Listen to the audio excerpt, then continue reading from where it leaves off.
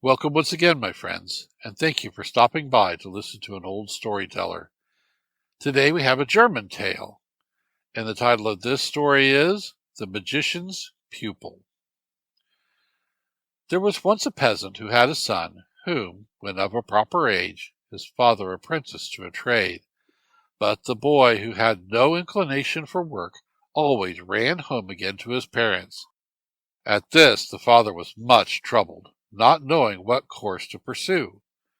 One day he entered a church, where, after repeating the Lord's Prayer, he said, "To what trade shall I apprentice my son? He runs away from every place." The clerk, who happened at that moment to be standing behind the altar, hearing the peasant utter these words, called out in answer, "Teach him witchcraft! Teach him witchcraft!" The peasant, who did not see the clerk, thought it was our Lord who gave him this advice, and determined upon following it. The next day he said to his son that he should go with him, and he would find him a new situation. After walking a good way into the country, they met with a shepherd tending his flock. "Where are you going to, good man?" inquired the shepherd. "I am in search of a master who can teach my son the black art," answered the peasant. "You may soon find him," said the shepherd. "Keep straight on, and you will come to the greatest wizard that is to be found in all the land." The peasant thanked him for this information, and went on. Soon after he came to a large forest, in the middle of which stood the wizard's house. He knocked at the door, and asked the troll man whether he had any inclination to take the boy as a pupil. "Yes," answered the other, "but not for a less term than 4 years, and we will make this agreement, that at the end of that time you shall come, and if you can find your son he shall belong to you. But should you not be able to discover him, he must remain in my house and serve me for the rest of his life." The peasant agreed to these conditions, and returned home alone. At the end of a week he began to look for his son's return, thinking that in this, as in all former cases, he would run away from his master. But he did not come back, and his mother began to cry, and say her husband had not acted rightly in giving their child into the power of the evil one, and that they should never see him any more. After 4 years had elapsed, the peasant set out on a journey to the magicians, according to their agreement. A little before he reached the forest, he met the same shepherd, who instructed him how to act so as to get his son back. "When you get there," said he, "you must at night keep your eyes constantly turned towards the fireplace, and take care not to fall asleep, for then the troll man will convey you back to your own house, and afterwards say you did not come at the appointed time. Tomorrow you will see 3 dogs in the yard, eating milk porridge out of a dish. The middle son is yours, and he is the one you must choose." The peasant thanked the shepherd for his information, and bade him farewell. When he entered the house of the magician, everything took place as the shepherd had said. He was conducted into the yard, where he saw 3 dogs. 2 were handsome with smooth skin, but the third was lean and looked ill. When the peasant patted the dogs, the 2 handsome ones growled at him, but the lean one, on the contrary, wagged his tail. "Canst thou now tell me which of these 3 dogs is thy son?" said the troll man. "If thou canst take him with thee, if not, he belongs to me."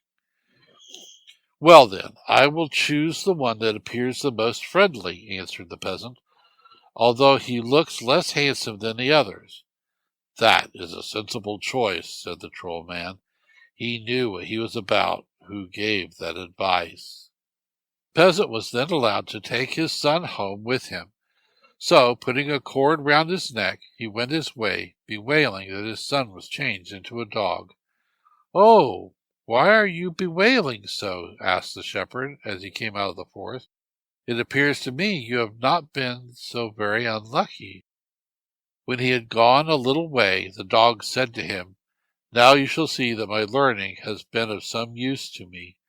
I will soon change myself into a little tiny dog, and then you must sell me to those who are coming past."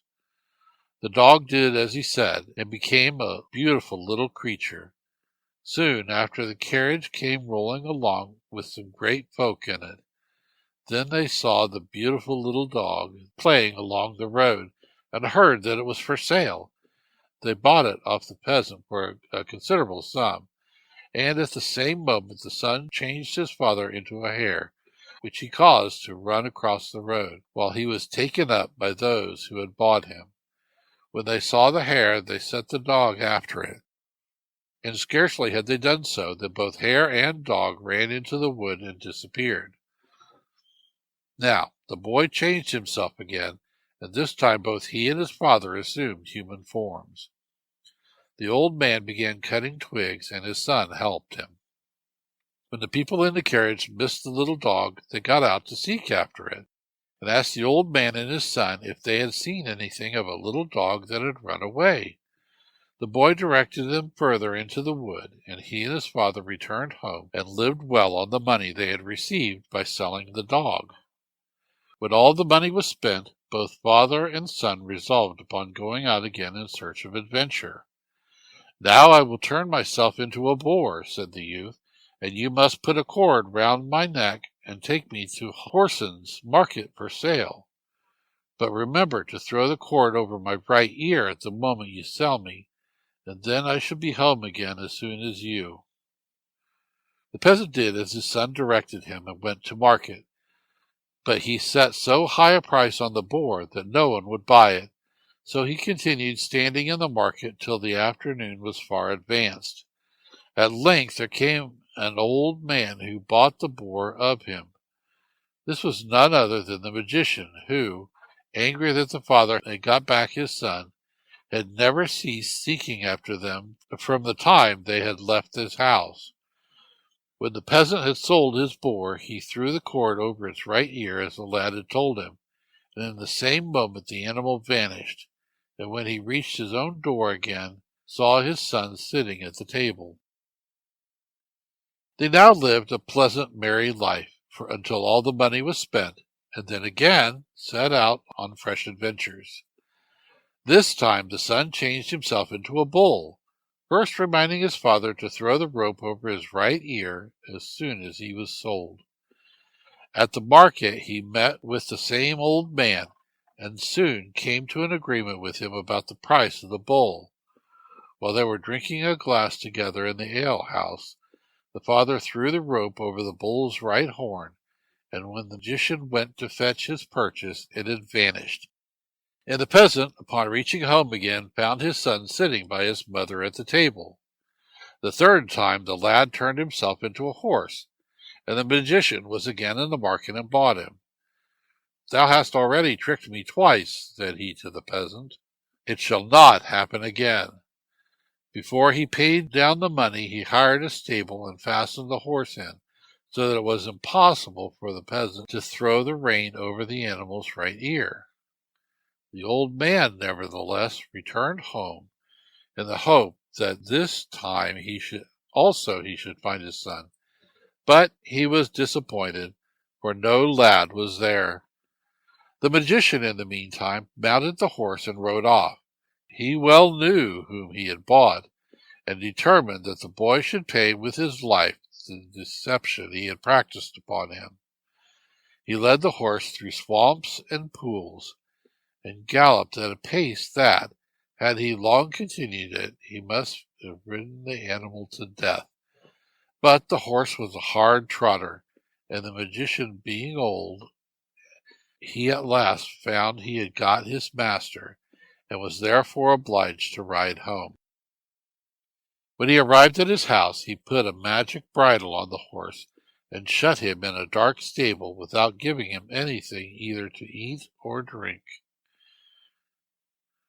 When some time had elapsed, he said to the servant maid, "Go out and see how the horse is."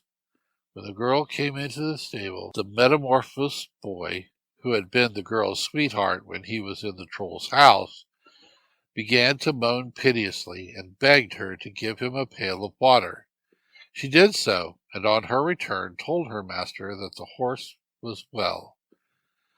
Some time after, he again desired her to go and see if the horse was not yet dead. When she entered the stable, the poor animal begged her to loose the reins and girths, which were strapped so tight that he could hardly draw breath. The girl did as she was requested, and no sooner was it done than the boy changed himself into a hare and ran out of the stable. The magician, who was sitting in the window, was immediately aware of what had happened on seeing the hare go sprinting across the yard, and instantly changed himself into a dog and went in pursuit of it. When they had run many miles over cornfields and meadows, the boy's strength began to fail, and the magician gained more and more upon him. The hare then changed itself into a dove, but the magician as quickly turned himself into a hawk and pursued him afresh. In this manner they flew towards a palace where a princess was sitting at a window. When she saw a hawk in chase of a dove, she opened the window, and immediately the dove fell into the room, and then changed itself into a gold ring.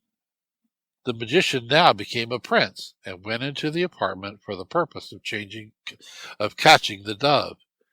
When he could not find it, he asked permission to see her gold rings. The princess showed them to him, but let one fall into the fire. The troll man instantly drew it out, in doing which he burned his fingers, and was obliged to let it fall on the floor. The boy now knew of no better course than to change himself into a grain of corn. At the same moment the magician became a hen in order to eat the corn, but scarcely had he done so than the boy became a hawk and killed him. He then went to the forest, fetched all the magician's gold and silver, and from that day lived in wealth and happiness with his parents. Thank you once again for listening to this story. If you enjoyed this story, please press that like button. Also, please help an old storyteller out by subscribing to my channel. The next story will be posted in a few days, so until then, may your story continue to be a good one.